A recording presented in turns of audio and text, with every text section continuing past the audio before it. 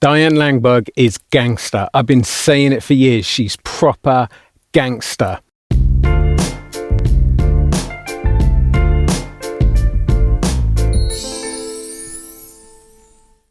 Listen, I was in Pentecostal church and charismatic church for years, and we had a number of people that they would call prophets.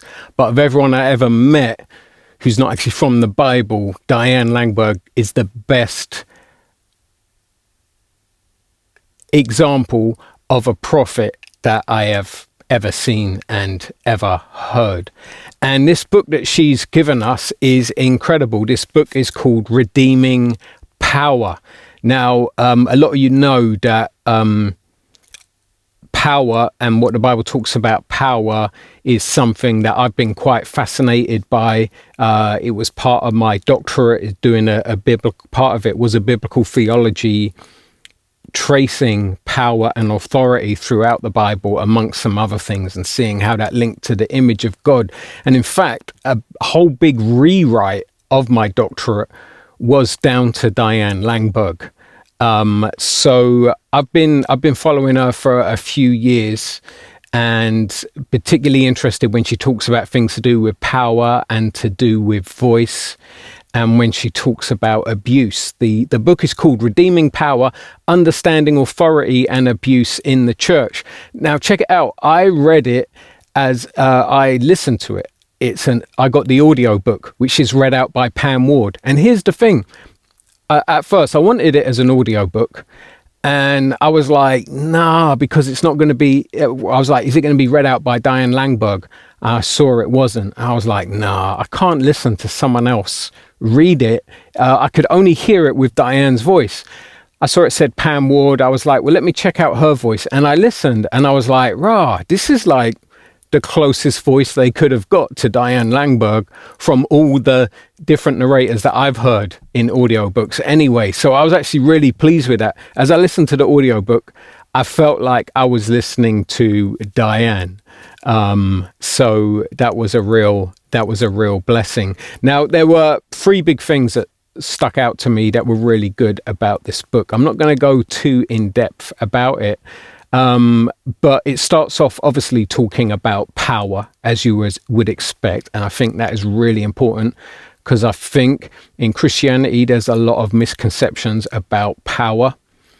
And then she talks about systems. And this, I think, was huge. Really important for us to hear what Diane Langberg says about systems. Because right now we've got so many Christian organizations, we've got so many Christian networks, and sometimes we mistake the organizations and the structures for the church. And Diane does she does a very good job of pointing out the difference between the church and the structure. And it's so important when we're talking about abuse, because something that's really common when abuse comes up is that people downplay the abuse and try to cover up the abuse because they want to protect the structure. They want to protect the system. And Diane shows us why that isn't right. Okay, so that was the first thing that really struck me in it, is how good the stuff she did on systems and structures was. The second thing was this, right? She asked this question. She says, whose mind is influencing you the most? Is it Christ's? Or is it your favorite preacher? She words it a different way to that, but she points out how there are loads of people that just keep following their favorite Christian preacher. But we are supposed to be following Christ. Now, obviously, different preachers can help us to follow Christ, but I think she really hit a home run right there. She really hit the nail on the head with the hammer right there, because I see that so much, particularly with young men picking a particular Christian preacher that they really like and just copying them in every respect, even when that person is not copying Christ. So I thought that was deep, very important.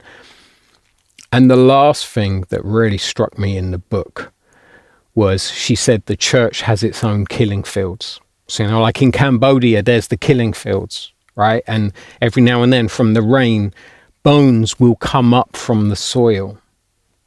And she said that the church has its own killing fields because for years and years and years, there have been abused people who have been ignored by the church, who the church has been complicit in their abuse, and the church has covered up their abuse.